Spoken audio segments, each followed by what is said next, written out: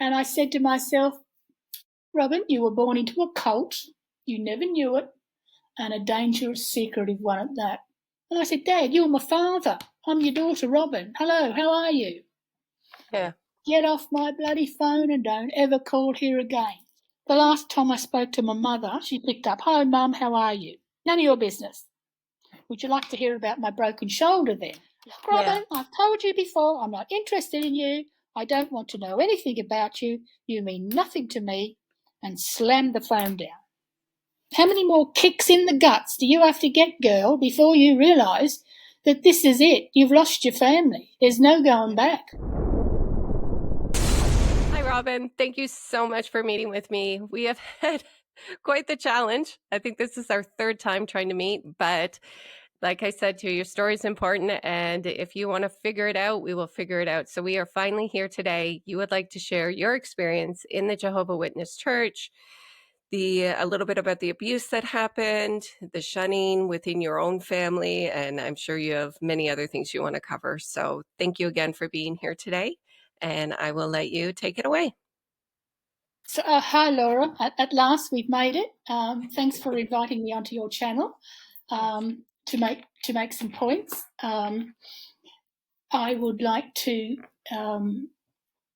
discuss a little bit about how I was treated by my Jehovah's Witness family and why, after I stumbled across the Australian Royal Commission and started asking questions about their CSA policies that had been put live all over the Royal Commission's own website, and what that led to in my life. This started in 2016. Both my parents are dead now, and I'd like to talk a little bit about that as well. It's not that I necessarily need my personal story validating, because I've done that. I've been there and I've done that after my research and joining support groups and everything. But I think it's important for public awareness, and that's my mission today. So, where would we like to start? Well, what was the big deciding factor for you? Because I know you highlighted a few things when we talked ahead of time. So what's the big point you want to get across today? Okay, well, quickly, my grandparents on my father's side, they found the cult in the late 30s, early 40s. My mother didn't come from a Jehovah's Witness family. She met my father, and back in the day, they got married and I turned up. So I was brought up from birth in the Jehovah's Witnesses, which with your other interviews, some of your, Bethany and JT have mentioned briefly that Jehovah's Witness children have a very isolated life. We had a small congregation in rural areas that consisted of about 3 families and another couple of oddballs. So at school, for instance, you stand out because you don't salute the flag, so you sit under the school. Kids used to get me in the toilets, and it's primary school we're talking about here, get me in the toilets and kick me in the shins and call me a Jehovah. You don't celebrate birthdays, Christmas, Mother's Day, for any of those holidays, no. So you are immediately cut off from your non-Jehovah's Witness family. I mean, my other aunts and uncles. My father had one sister, so that were Jehovah's Witnesses. The other 3 weren't. So I have a big non-Jehovah's Witness family that I don't really know, which I have made contact with since, which I'll tell you a little bit about. Yeah. So, yes, you have a very lonely childhood, and add into that I'm a child living in a very rural area. It's lonely. It's worse when you get to high school because you want to go to, school fetes or school discos. I think we call them in May Day because I'm on disco days. So you live a very sheltered life. You don't learn about boundaries. You don't learn about being able to talk about things. You have no opinion. You're not encouraged to have an opinion. When I was in it, you had an hour's meeting on a Tuesday, 2 hours on a Thursday, 2 hours on a Sunday. And when you went like knocking on doors, because we were rural, that was a day. That just pop out for a couple of hours in the morning because you live in a town. It was like a day, pack lunch and off you went. So, and as I say, you weren't playing sport, you weren't doing anything. Yeah. I was a very depressed teenager, but I didn't have the language to know that. I knew that I was unhappy, but it's all I'd ever known. So going into your 17, 18, 19 teenage years, you started to notice more what a shit life you were having because you had no friends. I couldn't go and play squash after work with a girl I worked with. Just couldn't. So the big things in your life were the 2 conventions a year and the big one, which was in my day, there was 2 2-day ones a year and the big 4-day one a year. And that was when you dressed up and you were mixing with like-minded people. And the silly part about it is you could go there and you could meet a JW boy and your parents didn't turn an eyelash, but wanted to go out with the neighbour's son in the farm in community that my parents had known their whole life. But meet a Jehovah's Witness boy who more than one of them turned out to be, well, let's just say unpleasant lads. So when I get to 20, another Jehovah's Witness girl in the area, well, in a city 80 miles away from where I live, her older sister had married into my Jehovah's Witness family, and we knew each other. She was leaving home for other reasons, and she asked me if I wanted to go. She was going to Perth, which is like the other side of Australia from where I come from, outback Queensland. And I said, my mum and dad never let me go. But not being able to do anything month after month. And then I went and got a very good job, and it involved having to go to Sydney to do buying, and that was you will not be doing that. And I thought, this is the last straw. So I rang up my friend and I said, right, book it, we're going. Told the parents, and there was plate throwing and elders involved and gnashing the teeth and the mother crying and all sorts of drama. But anyway, I went. And that's how I started my life, knowing Nothing. Had no boundaries. Didn't know how to talk to people, how to rent a flat. So it was learning on the hoof. So eventually I came back and settled in Brisbane. And from there, I lived a double life in Brisbane because my father got me involved in a congregation where he knew Jehovah's Witnesses, and I was basically doing my own life, finding my way, clawing along, but still rocking up to the meetings, going to the conventions, and I eventually got married. 3 or 4 years later, my parents accepted him. In those days, you could marry someone that wasn't a Jehovah's Witness. And then I wasn't going to the meetings then when we were married, but I was still going to the conventions because Mum and Dad used to come down to Brisbane and stay with us. Anyway, eventually, long story short, ended up in London. And never went to another meeting, never told anyone that I'd been brought up a Jehovah's Witness. In fact, if they knocked on the door, I would hide. Never had anything to do with anybody. Nothing. Finito. Even though my Jehovah's Witness parents, they would send through, books with red lines and read this.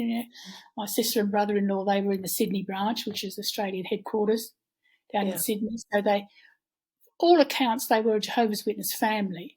But I knew nothing from the day I left, really. And from the day I left Australia, I had no contact. When I went home, because in those days my husband, he was never naturalised, naturalised Australian, so he had to go back every 3 years to keep his re-entry permit open. So we went back regularly, and I would always go. By this stage, Mum and Dad sold their farm and were living in the town. Yeah. 25,000 people, country town, and they built their home right next to the Kingdom Hall. That's the church. And I used to go to one Sunday meeting to make Mum and Dad happy, and I would see my contemporaries there that had married Jehovah's Witnesses and that had kids hanging off them everywhere. And it was always very, hello, there you go. Hello. Yeah. There was never there was a definite wall of silence there. But anyway, so what? I'm living in England, I don't really care. Yeah. All those years there was red flags, yes. There's loads of them, but because they were there, I was here. If my sister and brother-in-law came over on holidays, I didn't want to make a problem. If I went home with Mum and Dad, I didn't want to make a problem. I remember once we were home in 1999 and there was a guest speaker and he was going, this time next year we'll be in the paradise. We'll be through Armageddon and we'll be in the paradise. Now, I lived through the 1975 debacle when I was a kid. Yeah. So when I got home, I said to Mum, what happened to 1975? And my dad goes, I don't know. And Mum goes, well, it's a lot closer now then, isn't it? Well, you can't argue with that, can you? So you don't make a big deal. You just step over it and get on. Yeah. I had a kidney transplant in 2012. And I said to my sister, she wouldn't talk to me about it. Being on the dialysis for 3 years and everything, very sort of buttoned up about it. And one day I broke down, I was crying on the phone. I said, look, Lisa, what would you do about it if this was you, if you were going through this? My husband had a stroke, so, I was a full-time carer. There was lots of things on top of me. And she said, I would have to pray about it and ask Jehovah. And I thought, what the fuck is she talking about? What does she mean? But again, you don't pick up on these things. You just say it over it. Anyway, in my research, it turns out that transplants were thought of as cannibalism up until 1980. And after 1980, it was a conscience matter. So things like this, these are what I call like giant red flags. But Robyn was naive, innocent, and pretty stupid as regards the workings of the Jehovah's Witness religion. And as the years rocked by, the higher that my sister and brother-in-law went up the ladder of command in the Bethel branch, the more my mother and father went on their coattails. I didn't know this until I started contacting non-Jehovah's Witness family that I hadn't seen, like cousins that I didn't know and cousins that I hadn't seen since I was 10 or something. Yeah. And I contacted my mother's brother and sister, who were a lot younger than my mother. Yeah. They told me lots of things about my family, my parents, that shocked me, that I didn't know about. And I mean, to do with the religion. Yeah. And of course, I'd forgotten that they lost a sister. When my mother married my father at 19, she was swamped by my father's Jehovah's Witness family and studying and moving away from her family, like Christmas, birthdays. So they lost a sister. Yeah. My grandparents lost a daughter. They'd been through this. They knew a lot about the Jehovah's Witnesses. And it was a real wake-up call for me to actually get to know them and to start to have some sort of, it's sad that I'm just starting to have a relationship with my more than middle-aged cousins now. And we all lived in the same area. Pretty much we all lived in a radius of 100 miles of each other. Well, pretty much all of them were farmers. And we grew up without them, without knowing them, without having anything to do with them. Yeah. That more than anything made me angry because I don't have children and I live over here or I don't have relatives, to know that I've got this big non-Jehovah's Witness family. And unless you make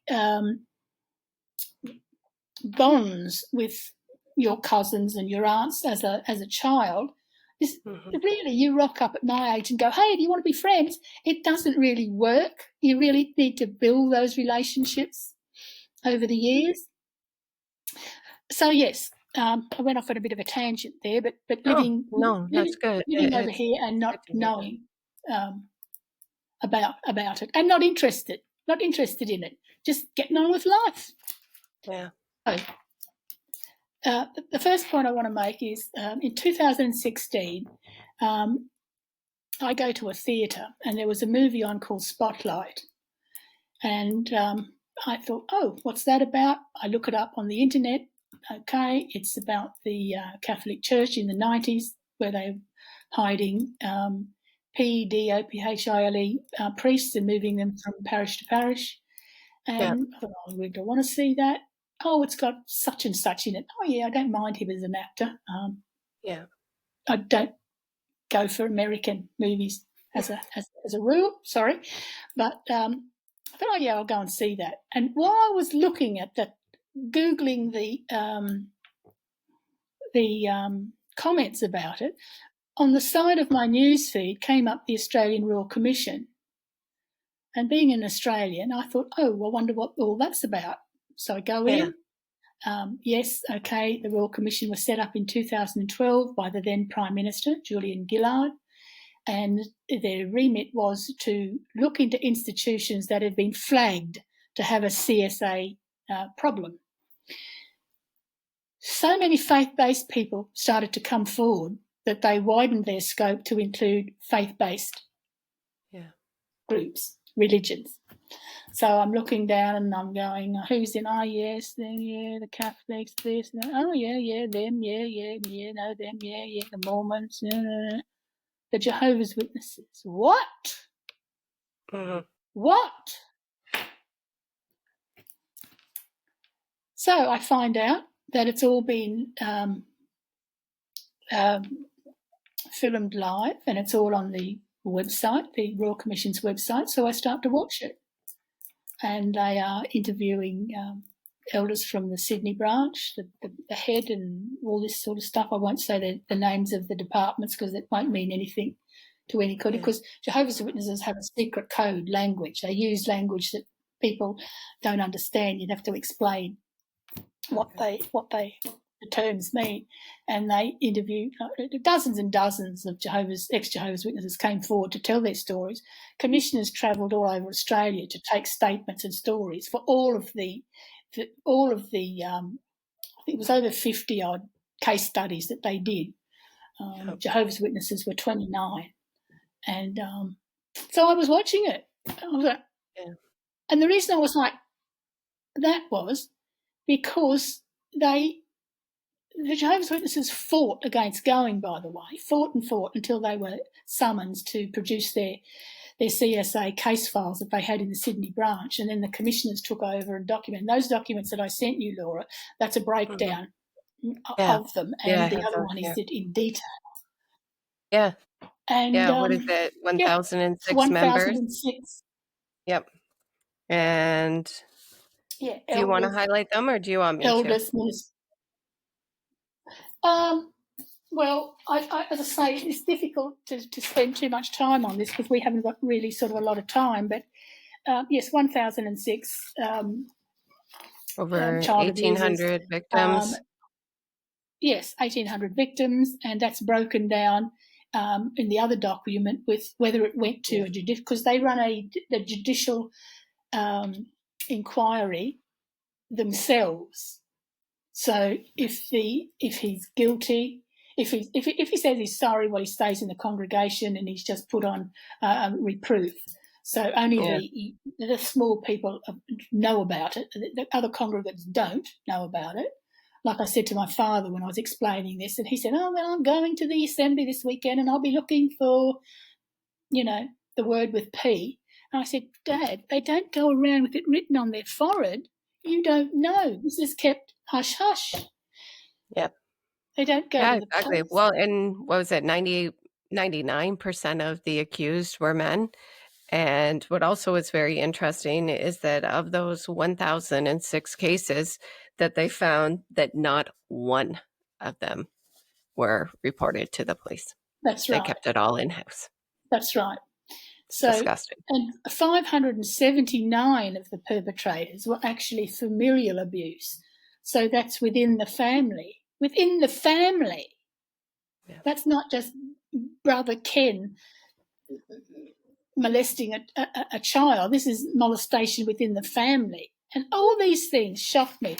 The way they handled it, the way they interviewed children. They don't interview children by themselves now because they got such a roasting from the Royal Commission. In fact, I'm just going to read you this. The Chief Justice Peter McKellen, he's chairman of the ARC, he stated publicly, "I don't know of any other organisation that has the flaws that we have identified in the Jehovah's Witness Church." So that's doing all those case studies over and above the Catholic Church and anybody, Australia Swimming, or all the organisations and institutions that they looked at. Yeah. So basically he's saying that, you know, their practices are not fit for purpose because they treat the CSA as a sin first. And it's only recently, since the Book Commission, that they've started to call it a crime. And my point was, look, do your judicial committees. You look after the sin. You let the authorities look after the crime. Mm-hmm. And it's only recently, since the Royal Commission, that they've had to publish in their secret elder manual, we don't stop people going to the police. Because before they would say, don't, because it'll bring reproach on the church. Not unlike every other organisation in church, I realise, but the reason I concentrated on the Jehovah's Witnesses is because my family are Jehovah's Witnesses. Mm-hmm. You could talk about these things with most religions or organisations, but Angus Stewart, who was the Commission's lawyer or attorney that did all the questioning of the elders, said the one thing that Jehovah's Witnesses do is that they keep records. How many children they abused, whether it was a boy and a girl, whether it was a female or male, how old they were, whether they were 5 to 8, I think 8 to 10, 10 to 13, and then 15 to 18. Minors we're talking about here. And these come from the case records that came out of the branch where my sister and my brother-in-law live and work and had been there for many years. So one day I have a good relationship with my family up until here. Well, no, up until 2012. I had to have 3 blood transfusions because I had things went sideways with the transplant, the kidney transplant. And from that day on, there was a coldness with my brother and sister-in-law, brother-in-law and sister. And I used to say to my mother, what is wrong with X and Z? Yeah. They're so hard to talk to. Mum would say, oh, it's all in your head, Robyn. And I'd go, oh, well, maybe it is. We live a lot of miles apart. It's a lot of miles since we lived in Australia. No, Robyn. Robyn was right from day one because in my research, why concentrate on your family if they're never going to be Jehovah's Witnesses? You're just wasting your time. They're not going to be with you in the new world, so why bother? We've got plenty of brothers and sisters that can be your sister, your mother, your cousin. You don't need non-Jehovah's Witness family if they're not going to be bending the knee to Jehovah. So the blood transfusion was like the straw that broke the camel's back. And funny enough is my auntie, she pointed this out to me, and I said, oh, well, that couldn't be right, could it? But when I'd done the research, so that's when it started to disintegrate in 2012. So we're now, the Royal Commission was 2015. I found this information in March 2016. Very good relationship with my elderly parents, always. They saw me through the kidney transplant. They was, not that they could do anything, but they had a listening ear, always. Yeah. And we'd Skype 2 hours a week, and Ken would get on there and try and tell a joke, and here's the cat, and what have you done? It was a proper mother and father, daughter, son-in-law relationship. Yeah. One day, Dad Skypes out of the blue. I'm watching the Royal Commission, and I'm in tears. And I've got red face. Yeah. He goes, what's the matter with you? Is it Ken? Is there something wrong with Ken? I go, oh, well, I'll tell you about it when I'm ready, Dad. I'm not ready to talk about it just yet. And he said, oh, it is Ken. Tell us, what's the problem? Okay, being innocent and stupid and naive, I said to my father, thinking that they would know all about this and they would be as disgusted as what I was. I said, I've been watching the Royal Commission and I'm absolutely shocked. What do you think of your church or your religion's CSA policies? Blank faces. I said, you do know about it, don't you? Oh, it's just junk off the internet. Don't worry yourself about it. You know, I'm not 15. I was more than a middle-aged woman. I'm going, Mum, it's not junk. It's the Royal Commission. It's all over the TV. I said, there's so many articles that are written about the Jehovah's Witnesses, of this and that, and I'm going, like that. Wrong, Robyn, wrong. But I didn't know this because I was walking into a trap, like a steel cage trap behind me. Anyway, they end up putting the phone down on me. And I'm going, what the hell? So about 4 days later, I Skyped them again, and I said, what did you put your phone down on me for? I'm telling you, I'm asking you a question about your religion. Mm-hmm. You're possessed by Satan, my mother says. Yeah. Now, that is a word I hadn't heard for over 30 years. Yeah. And I said, you won't know about the manual, Shepherd the Flock of God, everybody. If you want to have a jolly up and go and find it, it's all over the internet. And it was in the exhibits column of case number 29 on the Australian Royal Commission's website. Yeah. And I said, you do know about it. That's just rubbish. You're just trying to pull Jehovah's organisation down. I never thought you'd do that. I said, Mum, come on. Why would I do that over 30 years? I don't care about your religion. I'm happy that you've got your friends and your religion. But I said, this is important. If you don't know about it, it's important you do know about it. Anyway, They end up hanging up on me again. Because I said to them, don't get yourselves upset. I'll talk to my sister and brother-in-law when they come home from holidays. Don't get yourselves upset. We'll sort it out. It's not a problem. Blah, blah, blah. Yeah. Anyway, they end up hanging up on me. And, of course, they went straight to my sister and brother-in-law. I didn't know that then, but I know that now. I couldn't reach them. The phone was dead. Their Skype was turned off. Their answer machine was turned off. Their landline was turned off. I could not reach them. So I thought, fuck this. I'm going to start sending stuff. So I started sending stuff from the Royal Commission's own website. This is Brother so-and-so from the Gladstone congregation, and this is what he said. This is the transcript. This is this one story, that one story. Wrong thing to do. But I didn't know that at the time. Yeah. And it just went from, and after a couple of months, I thought, I'm going to have to research this religion because I don't know what's going on here. What is this wall of silence? And I said to my husband, they're not shunning me, are they? Are they? Could they be shunning me? Yeah. My husband had his prostate cancer had come back again, and he'd had radiotherapy for a month. And anyway, my auntie tells my mother, because she rings her regularly, but my mother is very sort of clipped with her. And, they never even sent a card or a phone call to their son-in-law, who they had known for all those years. Nothing. And I said to Ken, I got to research. So because I was home all the time, that summer, I did. For 10 months, I researched the history. Who the hell's Taz Russell? Never heard of him. The founder of the cult. Yeah. Rutherford, I'd heard of him. Yeah. And I started to look up, what do the Jehovah's Witnesses think about this? What? Yeah. What? You'll get disfellowshipped if you're raped, if you don't call out, because they treat it as fornication, all these lovely, cute words they use. Yeah. I mean, Laura, I don't care about their doctrines. I really don't.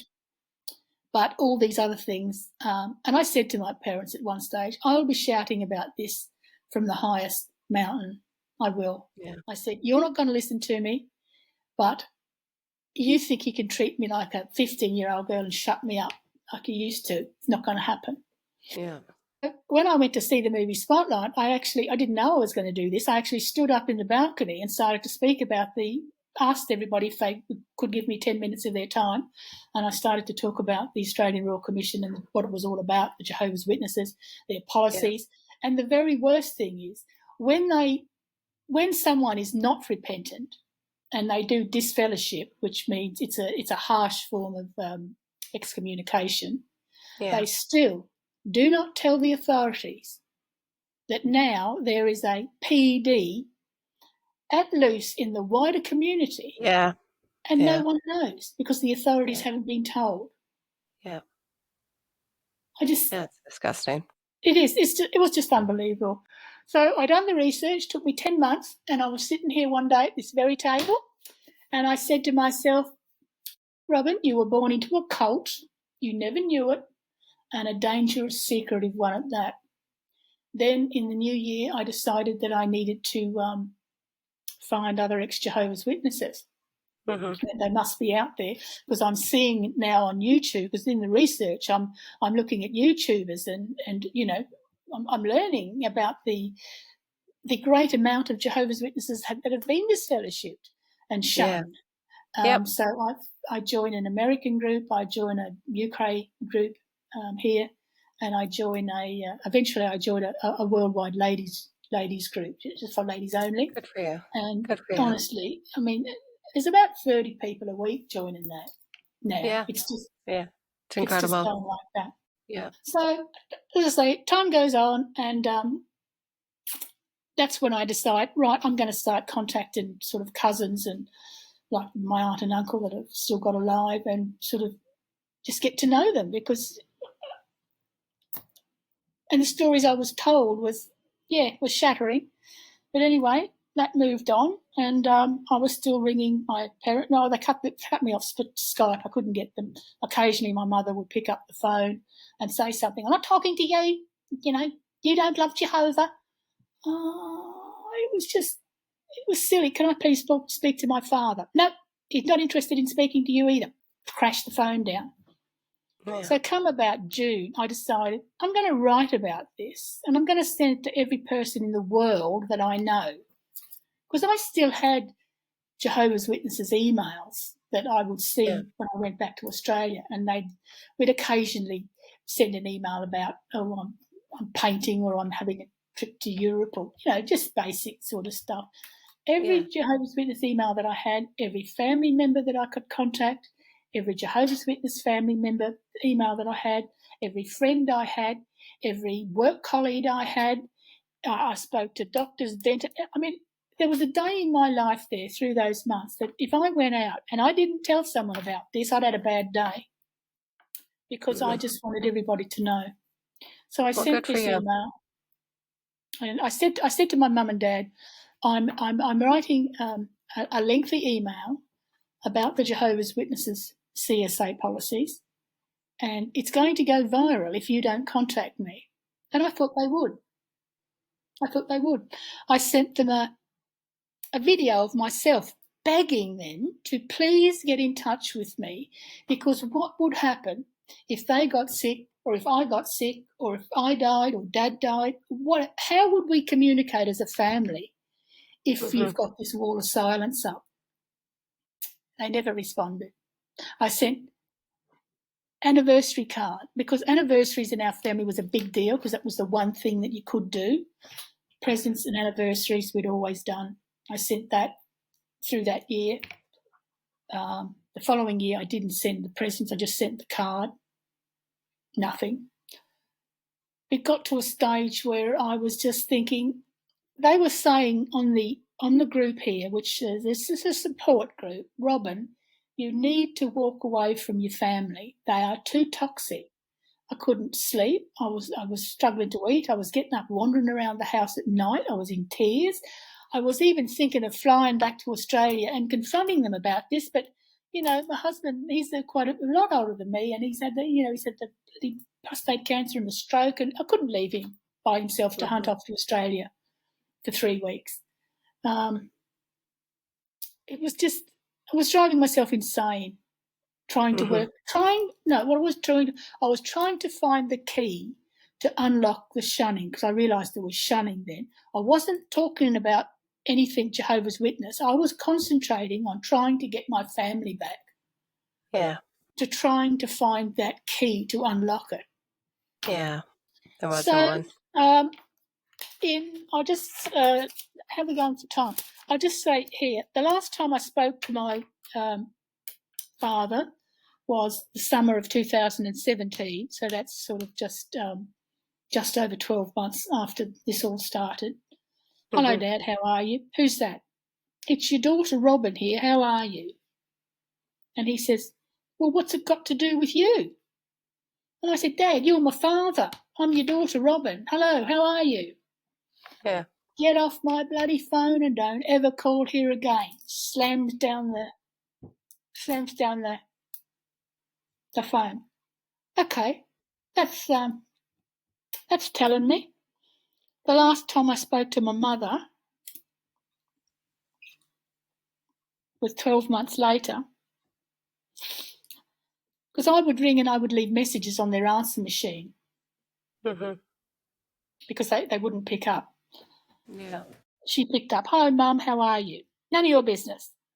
Would you like to hear about my broken shoulder then? Because my aunt had told her that I'd had an accident and I had this broken shoulder.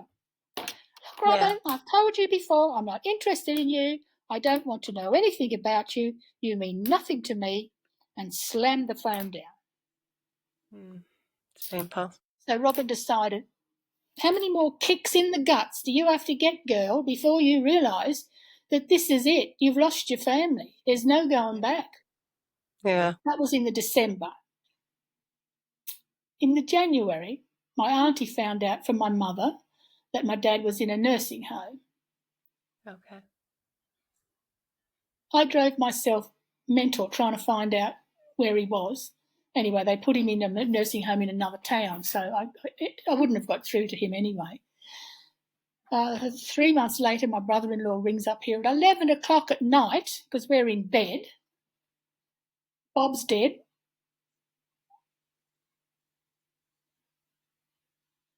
What happened? What on earth's happened?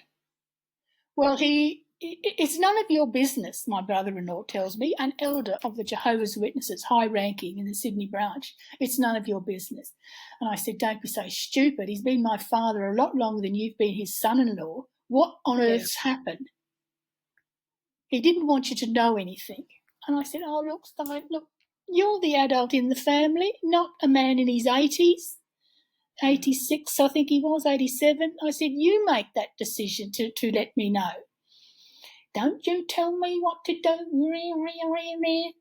I said, look, put my sister on the phone, please. I need to talk to my sister.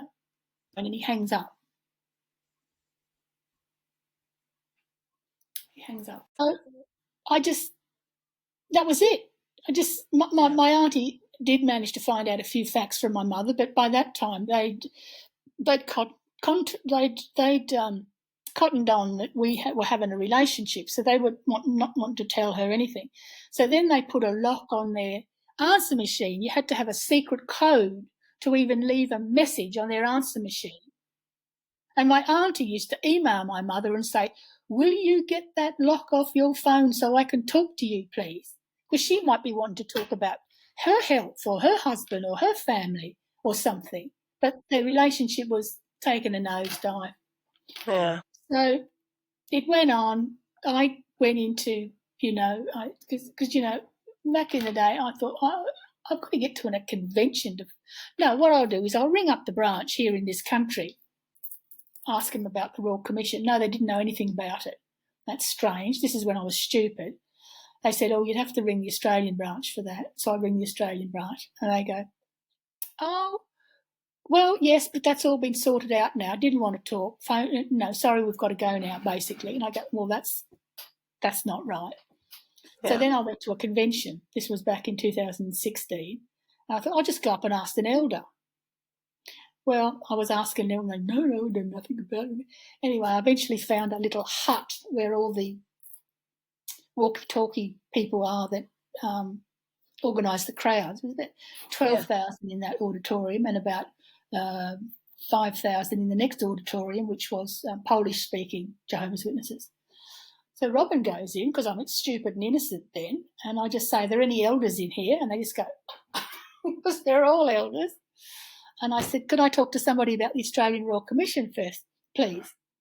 Well, one bloke just went ballistic. And I said, settle down. I just want to ask a couple of questions.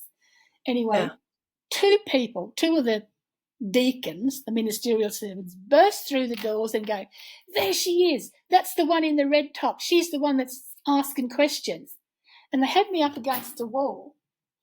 And another bloke came in called Nathan. Hi, Nathan. Nice bloke in his 40s. And I said, will you talk to me about the Australian Royal Commission? I've got some questions. I said, I'm not a Jehovah's Witness, but I said my family in Australia are shunning me because I started to ask questions. See, I was up front. I was innocent. I didn't know.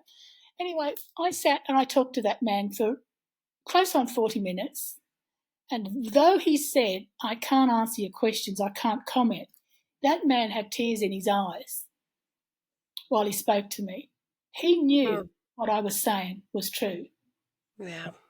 So that was just some of the things that I'd done. So after my mum, right, I'm not getting any more kicks in the guts from this family, that's it. And I still used to write to my mother, and I used to post letters to a mate of mine out in Australia and get him to put Australian stamps on. So my family would go, oh, wonder who this is from.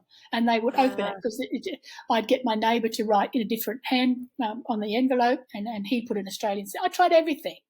I rang their doctor. I rang social services. I rang the police to do a security check on them. I did loads of things, but I was dropping seeds about the Jehovah's Witness religion all along the way. So it gets to now Mum died 3 years ago.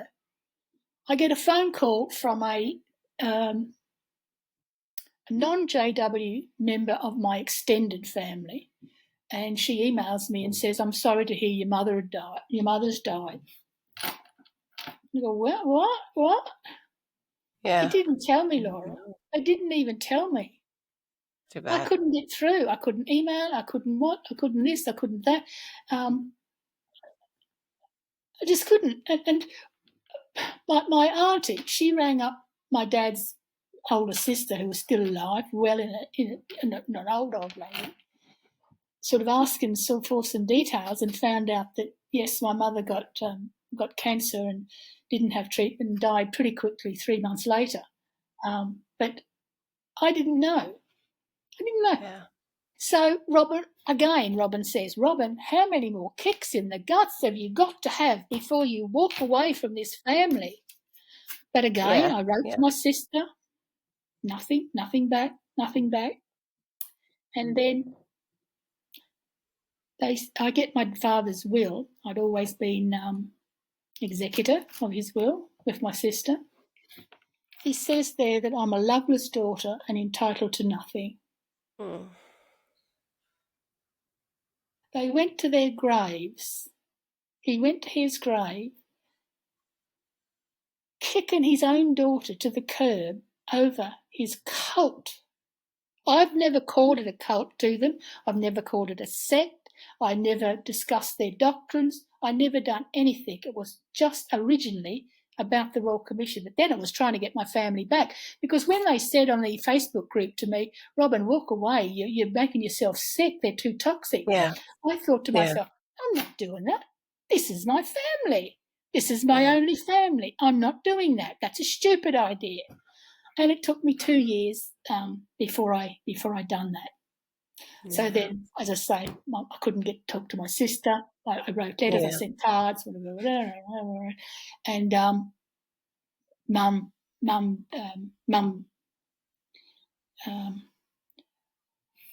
you're a loveless daughter. I'm leaving you something, but it's more than what you're worth. So beyond the grave, these people came back and done that.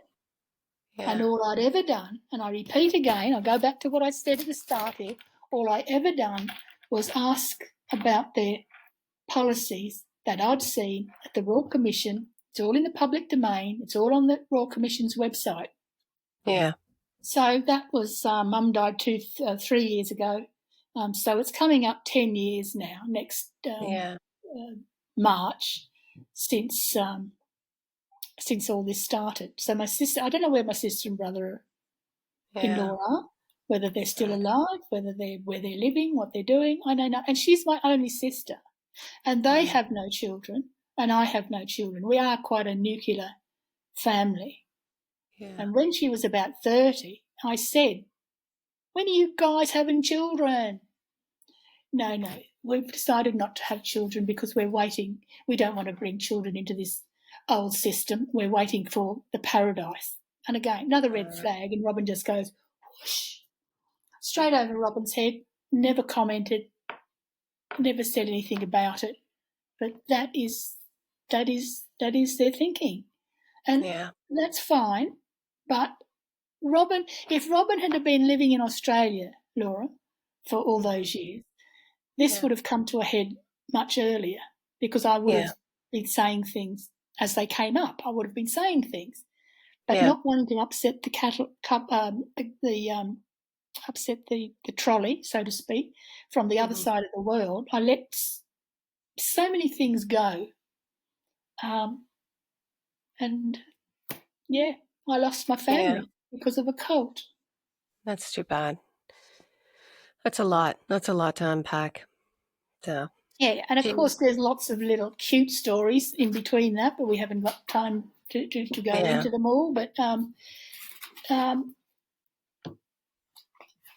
I never thought for a minute that this would happen in my family. And even after my mother died, I contacted her doctor again, because I had met him once when I was out there, and he knew about my kidney transplant because my father had spoken to him about it and all that sort of stuff.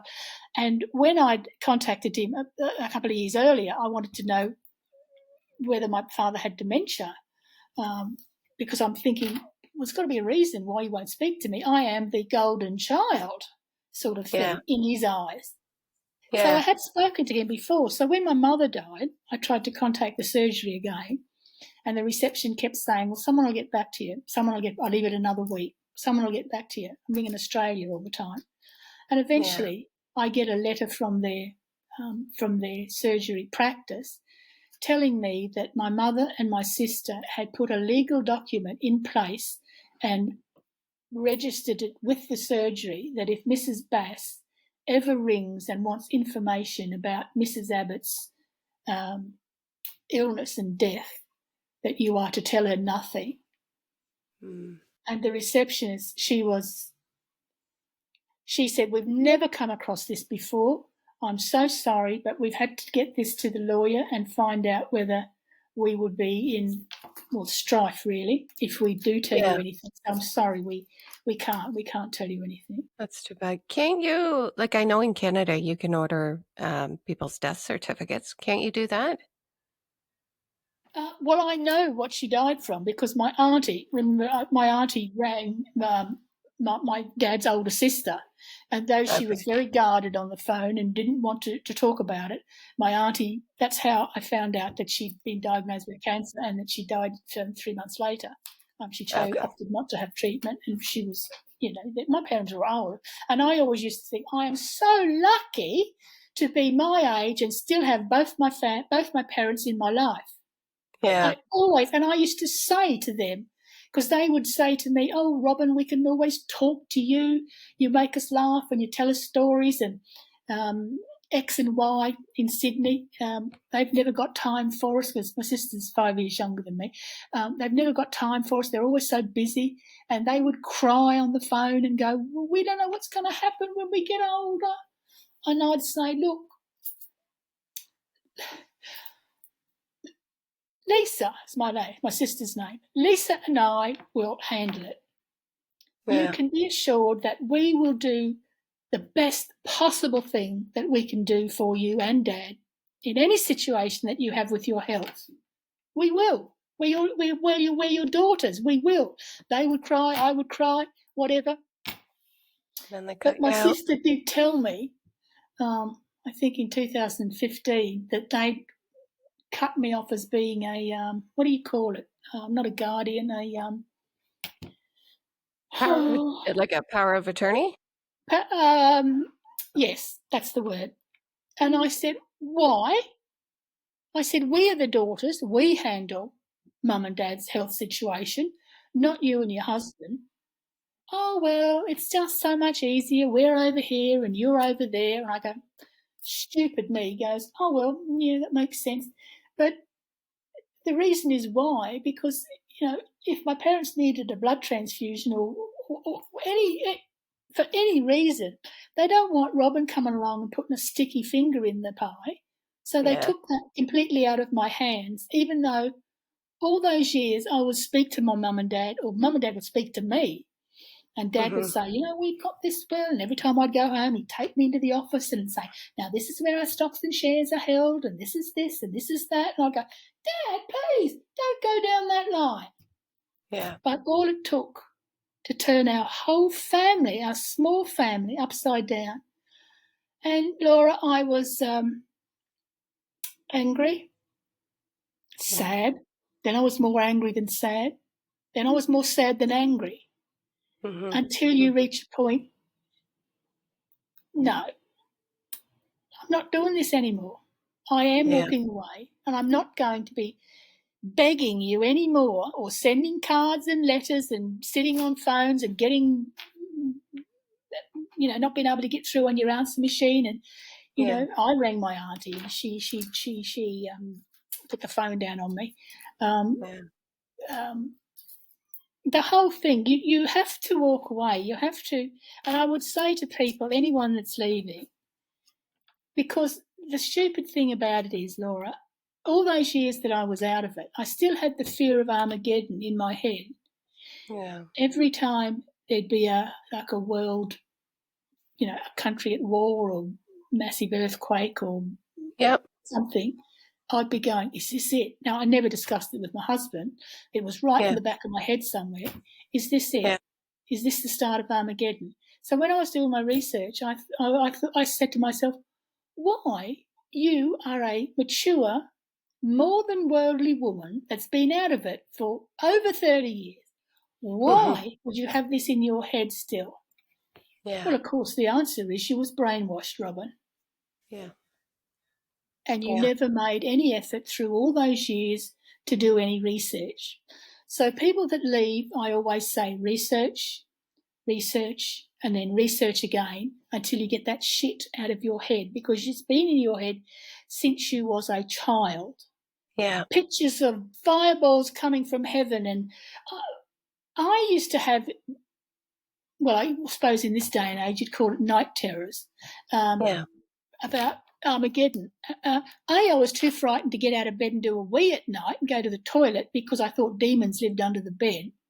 Yeah. And B, I used to have these recurring dreams where I was falling down and down into the earth, because that was in a children's book called Paradise Lost to Paradise Regained, because I was a kid. It was a nice little Bible story to read to your kids before you went to sleep, from this bloody book. And since then, I've spoken to so many ex-Jehovah's Witnesses, and they've all had, a lot of them have had the same dream, this falling and not being able to get out of this tunnel because of this book. So I can say as of, probably since 2018, 19 at the latest, I'm completely up to date with the history, with the goings on, and the things that have happened since the Royal Commission. They're in strife in so many countries. Switzerland, Norway, Sweden, Denmark, Czechoslovakia, the Pennsylvania inquiry in America. There was a Royal Commission in New Zealand that's not long finished. They're in And the problem is not because of their doctrines. It's because of their shunning. Because they're a charitable organisation, they get major, huge tax breaks from the taxpayers, but they're not charitable. They'll only help their own people if push comes to shove. They don't do... Because I asked my sister once when I was stupid, what do the Jehovah's Witnesses do for charity? And she said, well, we go door to door. We give our time free and we go door to door and we tell people about Jehovah's Kingdom. Another giant red flag that Robyn just takes no notice of, that should have been challenged. So they're in and that's without all the child sex, that's without all the CSA court cases that are going on everywhere. Yeah. Every country's got this going on now. So it's sort of like what happened to the Catholic Church back in the 90s. Is what's happening within the Jehovah's Witnesses. And I don't say religion anymore. I do say cult, because you can leave a religion, but you can't leave a cult. Yeah. So I do say cult. No, too bad. Well, I do really appreciate your time coming on and speaking with me and sharing your personal story. I'm sorry I've gone over time. That's okay. Laura. Yeah. Okay. As I say, I could speak a full day about the Australian Royal Commission without going into anything else that's happening within the organisation and the control. And about the bite model. That's all good. Thank you for your time, and thank you for sharing all that information with me. Would it be possible just to make a couple of points, just at the end? I know I'm going over time, but I'm going to read this because I've got it written down. I'd like to say briefly, as I possibly can, to the members of the public, if anyone is thinking of having what the JW Church calls a Bible study with them, be aware that it'll be from their own books and it'll be their own doctrines will be pushed onto you. It's not a mainstream Christian religion as you know it. Their intention is to recruit you fully into their cult, which will have family consequences for you once you're fully in it. There's a great, excellent resource called JW Facts, and you can ask it anything and it'll throw up things from Jehovah's Witness literature. So it's not just someone's idea or something somebody thinks. This is from their own literature. So the name of that is called JW Facts. Now, the next thing I'd like to say is if there's Jehovah's Witnesses out there that happen to see this, that are trying to leave the group,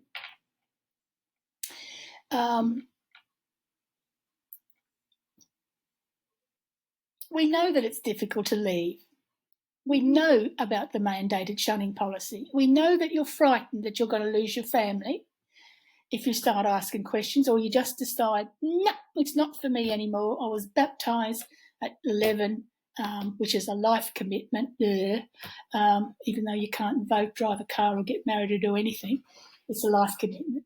And you just want to leave it because you don't believe it anymore. You know you're going to lose your family. You know you're going to lose your blood family. You know how you're going to be treated. I'm asking them, don't be frightened that there's support groups out here everywhere that will just get it. We understand. Yeah. We get it. We'll be there to support you. And that's what I say.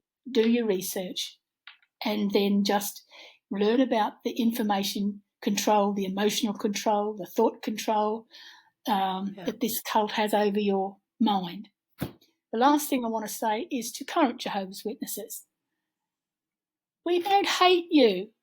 We hate what's being hidden from you and covered up from you.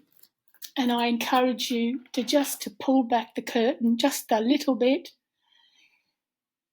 and find out for yourself the lies that your organisation leaders, which are called the governing body and their minions, their helpers, and find these things out for yourself. Go and look at these commissions and these inquiries. Read the court documents. Read the elders, Shepherd the Elders manual, which my mother says is just demonic and doesn't exist. I'm just demonic, doesn't exist, even though it was used at the Royal Commission.